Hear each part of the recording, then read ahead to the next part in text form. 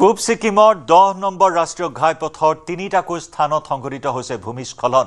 এই ভূমিস্খলনৰ ফলত ব্যাহত হৈ পৰিছে যান-বাহনৰ চলাচল। ATTC college, Singtam tunnel portal আৰু 20 মাইলৰ ঘাইপথত খহি পৰে পাহাৰৰ শিল আৰু মাটি।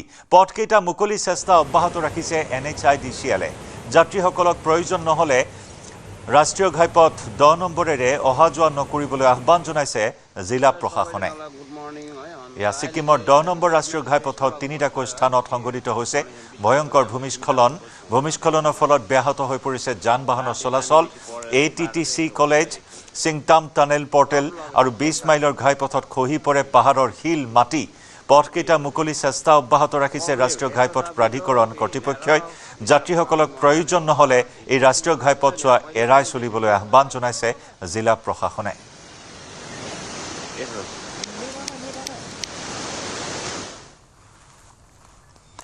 বৈদিক ৰীতি নীতি তথা মাংগলিক কাৰ্যালয়ত প্ৰৱেশ কৰিলে বিত্ত, পৰিৱেশ আৰু বন তথা খনি আৰু খনিজ সম্পদ বিভাগৰ কেবিনেট মন্ত্ৰী জয়ন্ত মল্ল বৰুৱাই পূজা পাতাল কৰি জনতা ভৱনৰ আই ব্লকত কাৰ্যালয়ত বহিল বিত্তমন্ত্ৰীগৰাকী।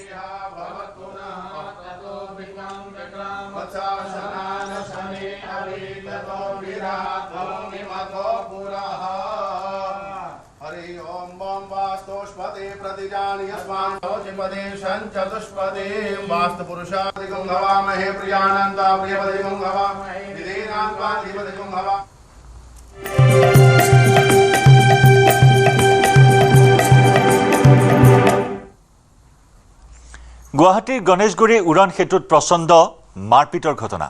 এই খবৰ আমি জনাম, তাৰ পূৰ্বে দি লৈছো অম্বুবাচীৰ কিছু খবৰ। 20 জুনৰ পৰা নীলাচলৰ কামাখ্যা ধামত আৰম্ভ হ'ব মহা অম্বুবাচী মেলা। অম্বুবাচীৰ মহাযোগক লৈ ইতিমধ্যে প্ৰস্তুতি আৰম্ভ কৰিছে মহানগৰ জিলা প্ৰশাসনে। লাখ লাখ ভক্তক আদৰিবলৈ সাজু হৈছে নীলাচলৰ বুকু। 22 জুনৰ নিশা 9:08:42 অম্বুবাচীৰ প্ৰবৃত্তি আৰু 26 জুনৰ পুৱা 9:25 হ'ব নিবৃত্তি। 23, 24 আৰু 25 জুনত দুৱাৰ সম্পূৰ্ণ বন্ধ থাকিব। 26 জুনৰ পুৱা নিত্য পূজাৰ অন্তত মন্দিৰৰ দুৱাৰ ভক্তৰ বাবে পুনৰ মুকলি কৰি দিয়া হ'ব। অসম চৰকাৰ, জিলা প্ৰশাসন আৰু কামাখ্যা দেৱালয় পৰিচালনা সমিতিৰ যৌথ উদ্যোগত লাখ লাখ ভক্তৰ সমাগমক কেন্দ্ৰ কৰি ব্যাপক প্ৰস্তুতি চলোৱা হৈছে। এইবাৰ কামাখ্যালৈ 8 লাখ পৰ্যটকৰ আগমনৰ সম্ভাৱনা আছে। ভক্তৰ বাবে কামাখ্যা ৰেলৱে ষ্টেচন আৰু পাণ্ডুত স্থাপন কৰা হৈছে অস্থায়ী শিবিৰ। অম্বুবাচীৰ সময়ত কোনো ধৰণৰ VIP বা VVIP দৰ্শনৰ সুবিধা নাথাকিব। সকলো ভক্তই সাধাৰণ শাৰীতে থিয় হৈ দৰ্শন কৰিব লাগিব। অম্বুবাচীৰ সময়ত কামাখ্যালৈ যোৱাৰ সময় নিৰ্ধাৰণ কৰা হৈছে। পুৱা 5 বজাৰ পৰা সন্ধিয়া 6 বজালৈ কামাখ্যালৈ যাব পাৰিব। মাদক দ্ৰব্য সেৱন কৰা লোকৰ বিৰুদ্ধে কঠোৰ ব্যৱস্থা গ্ৰহণ কৰা হ'ব। ভক্তক জোতা চেণ্ডেল পিন্ধি ওপৰলৈ নাহিবলৈ আহ্বান। নাৰ্চাৰী পইণ্টৰ পৰা যান-বাহন চলিবলৈ দিয়া নহ'ব। কেৱল জৰুৰীকালীন বাহনবোৰহে আহিবলৈ দিয়া হ'ব।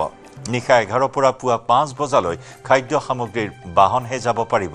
খাদ্য পৰিদৰ্শকসকলে চোৱা-চিতা কৰিব আহাৰৰ মান।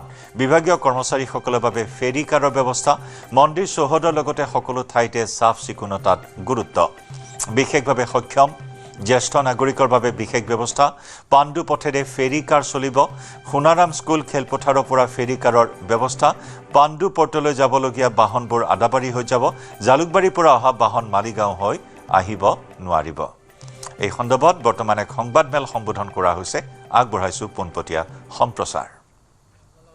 জনাম আৰু এই সময়ছোৱাত অৰ্থাৎ মন্দিৰ খোলাৰ পাছত আমি এইবেলিও 26 তাৰিখ আৰু 27 তাৰিখে কোনো ধৰণৰ VVIP দৰ্শনৰ ব্যৱস্থা নাথাকিব।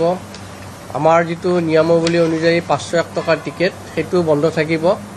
অকল সৰ্বসাধাৰণ যাত্ৰীয়ে আমাৰ বংশীবাগান ফিল্ডত, পশ্চিম চাইডৰ বংশীবাগানৰ ফিল্ডত তাতে আমাৰ টোকেন নাম্বাৰ টিকেট দিয়াৰ ব্যৱস্থা কৰিব আৰু তাৰ পৰা সংগ্ৰহ কৰি আহিয়ে তেওঁলোকে দৰ্শনৰ ব্যৱস্থা গ্ৰহণ কৰিব পাৰিব। এই বিষয়বস্তুখিনি 26 তাৰিখ আৰু 27 তাৰিখৰ ক্ষেত্ৰত লাগু থাকিব আৰু 28 তাৰিখৰ পিছত আমি আমাৰ যিটো VVIP দৰ্শনৰ যিটো 501 টকাৰ টিকেট আমি মুকলি কৰি দিম।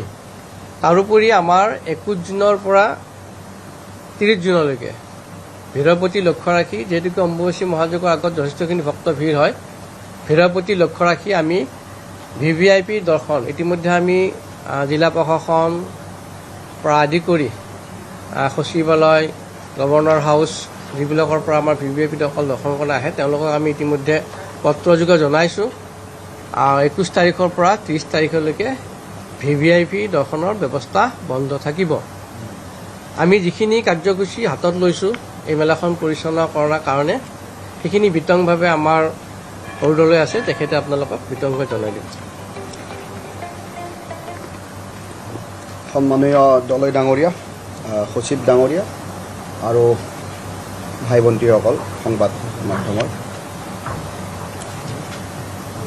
আগন্তুক অম্বুবাচী মহোৎসৱৰ সময়ত ল'ব লগা ব্যৱস্থাৱলী আমি যিবিলাক ব্যৱস্থা প্ৰস্তুত কৰিছোঁ,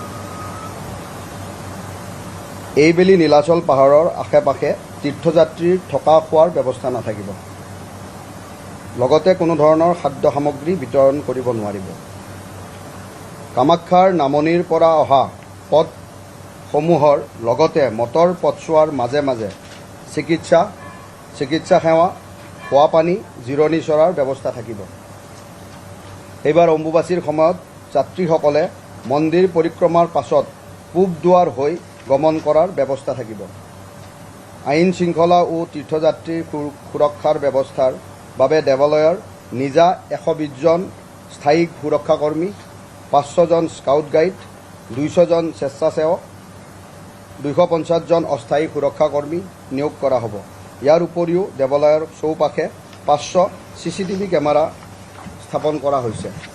ইতিমধ্যে দেৱালয়ৰ নিজা 300 জন চাফাই কৰ্মীৰ উপৰিও 200 জন অস্থায়ী চাফাই কৰ্মী নিয়োগ কৰা হ'ব। 26 জুন তাৰিখে দেৱীৰ দৰ্শনৰ বাবে সমাবেত হোৱা দৰ্শনাৰ্থীৰ সুবিধাৰ্থে বংশী বাগানত অস্থায়ী জিৰণি চৰা, চিকিৎসা সেৱা, প্ৰস্ৰাৱগাৰ, খোৱা পানীৰ ব্যৱস্থা কৰা হৈছে। উক্ত স্থানত 26-27 তাৰিখৰ দৰ্শনৰ ক্ষেত্ৰত ক্ৰমিক নম্বৰ টোকেন দিয়াৰ ব্যৱস্থা থাকিব। সেইদিনাৰ দৰ্শনৰ ব্যৱস্থাৰ কাৰণে টোকেন দিয়া যাব।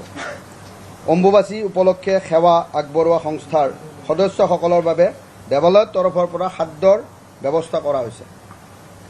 তেওঁলোকে ইয়াতে সকলো ধৰণৰ খাদ্য সামগ্ৰী তেওঁলোকে পাব। যোৱা বছৰ হোৱা ভক্তৰ ভিৰৰ প্ৰতি লক্ষ্য ৰাখি নিশা 6 বজা পৰ্যন্তহে ভক্তসকলে নীলাচল পাহাৰৰ প্ৰৱেশ কৰিব পাৰিব। পুনৰ ৰাতিপুৱা 5 বজাৰ পৰা প্ৰৱেশ কৰিব পাৰিব। এই ক্ষেত্ৰত ৰাইজৰ সহায় সহযোগিতা কামনা কৰা হ'ল। এইটো এটা ডাঙৰ সদায় প্ৰশ্ন আহি থাকে যে যেতিয়া 6 বজাৰ পিছত মানুহবিলাক যেতিয়া ৰৈ থাকে তেওঁলোকে ওজৰ আপত্তি কৰে, কিন্তু এইটো বুজিব লগা কথা যে যদি আমি 6 বজাত বন্ধ নকৰোঁ তেতিয়া ডেজিগনেটেড কেম্প আমাৰ জিলা প্ৰশাসনৰ ফালৰ পৰা আৰু টুৰিজম ডিপাৰ্টমেণ্টৰ ফালৰ পৰা প্ৰস্তুতি কৰা হৈছে। এটা হ'ল কামাখ্যা ষ্টেচনৰ জাষ্ট পিছফালে ফাৰ্ষ্ট কেম্প, কামাখ্যা ষ্টেচনত যেটো জাষ্ট পিছফালৰ পৰা একদম পুৰা ফুল এৰিয়া, আৰু ছেকেণ্ড কেম্পটো হ'ব পাণ্ডু পৰ্টত। চ' এই দুটা কেম্পত আমাৰ যিমান ডিভটিজসকল আহিব তেখেতসকলে থকাৰো ফেচিলিটি থাকিব। যিকোনো এজন ডিভটি যদি কামাখ্যা ষ্টেচনত আহি তেওঁলোকে নামে, প্ৰথমত তেওঁলোকৰ তাতে কেম্পটো থাকিব। এই কেম্পটো যেতিয়ালৈকে ফুল হৈ নাযায় তেতিয়ালৈকে তেওঁলোকে তাতে থাকিব পাৰিব। তাৰপিছত যদি ছাপ'জ এই কেম্পটো ফুল হৈ গ'ল, তাৰপিছত তেখেতসকল যাব পাৰিব পাণ্ডু পৰ্টলৈ। চ' এই যাতায়াতৰ কাৰণে কামাখ্যা ষ্টেচনৰ পৰা পাণ্ডু পৰ্টলৈ যাতায়াতৰ কাৰণে STCৰ পৰা বাছৰো ব্যৱস্থা থাকিব, তেওঁলোকে আপ ডাউন কৰিব পাৰিব। ডিভটিজ বা যিকোনো কেম্পৰ পৰা মানুহ আহিলে এণ্ট্ৰিটো নাৰ্চাৰীৰ ছাইডৰ পৰাই হ'ব। নাৰ্চাৰী ছাইডৰ পৰা এণ্ট্ৰি হৈ পেলাই তেখেত ওপৰত গৈ থাকিব। তাৰপিছত ত্ৰিনাথ পইণ্ট এটা আছে, তাৰ পৰা লেফ্ট গৈ পেলাই বংশী বাগান হৈ পেলাই ৱেষ্ট গেট হৈ পেলাই মন্দিৰত সোমাই ওলাই অহাৰ টাইমত চেণ্ট্ৰেল গেট, যিটো মেইন গেট হৈ পেলাই ওলাই আহি আকৌ নাৰ্চাৰী পইণ্টলৈকে যাব।